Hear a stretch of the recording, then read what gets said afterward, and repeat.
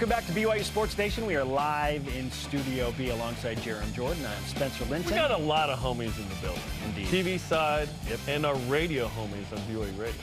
We're friends, though. Yes, and one of those good friends on the BYU Radio side is a fantastic host. Her name is Julie Rose. She works on the show Top of Mind. She is the host of Top of Mind. And Julie, correct me if I'm wrong, but I mean, your job is to find the most interesting topics to discuss. And now you bring sports in. You have found your way into sports. Yes. Shocking, right? We feel validated. You've been telling me for years, you got to cover sports, guys. Right. Well, so our podcast every week, we tackle one tough topic that people are inclined to argue about. And this is one that I've wanted to do for a really long time because I'm not a heavy-duty sports fan. I'll watch a game if it's on and I have to. If I'm forced. It's all good. I used to know the Cougar Fight song, though. I was a BYU Cougar fan when I was a student here. But the question that I was really wondering is like, okay, so most of Americans, at least 60% of Americans, are sports fans. Mm-hmm. Is that good for us? Like as a country, we're so polarized right now, and sports is fundamentally tribal. Right? Mm-hmm. It's why we have a job. So we're going to say yes. We would like the answer to be yes here. What have you found? Well, and then we go in looking for perspectives that are going to challenge us. And this is one where I kind of had a bias, right? I was like, I feel like this is not good for us. Not that it has to go away, but I feel like it's not helping in this divisive world that we live in. And we are always looking for surprises. And this one really, really surprised me. So would it surprise you to know, based on some very credible research, that the bigger sports fan you are, the more friends you have?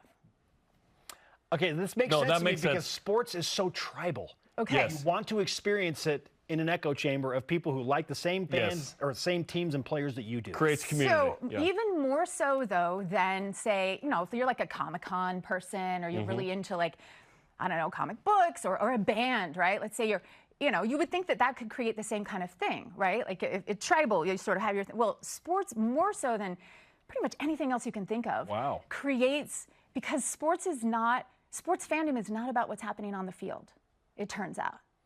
It's about the texts that go back and forth between your friends.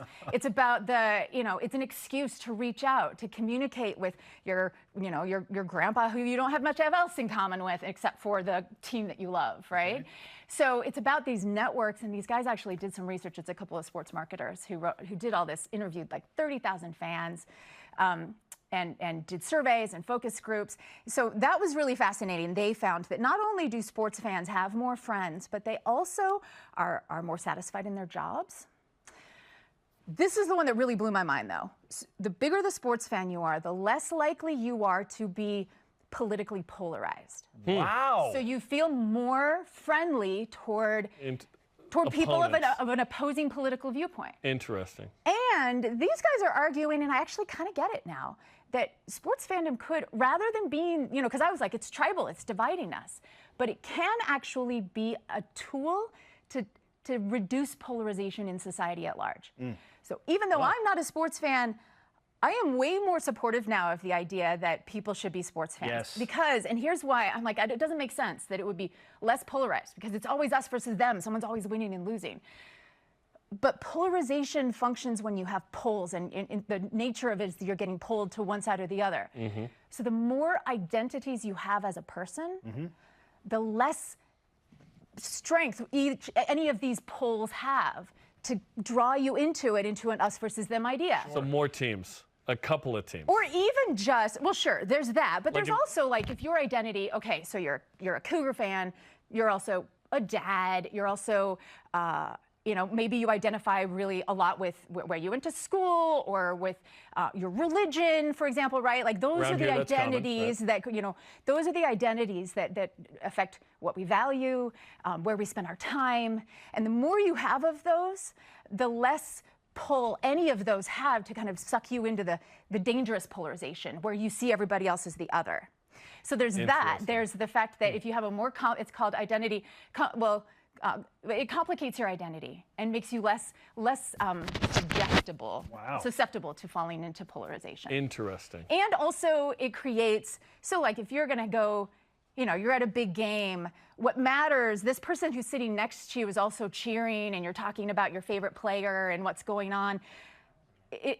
you might find out that they have a completely opposite political view than you. But that doesn't matter. You're still getting to know that person. And maybe this is the first time you've ever met somebody who is X, right, of a certain race or a certain ethnicity or a certain political stripe. And you're going to feel less, it's going to be harder to sort of paint all those people as other.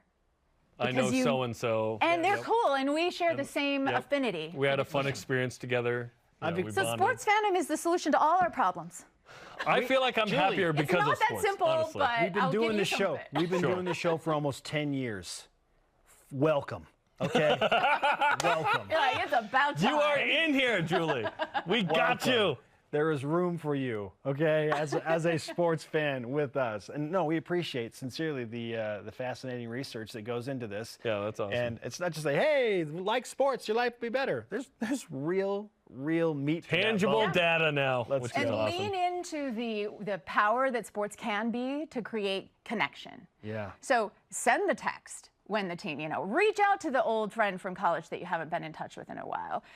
Get the family group chat going when your team is on a streak. And also recognize, that sports is commercial. There are profit motives in play here. Yep. This is not, they're all not about out to the make Benjamins. you a better person. They're out to make money. So recognize that, but use it for the power that it has to improve our communities. Julie, thanks for the time. You're welcome. Thanks for letting me come on. The host of Top of Mind, Julie Rose. Download a show. Check it out. Absolutely. Great stuff. Up next.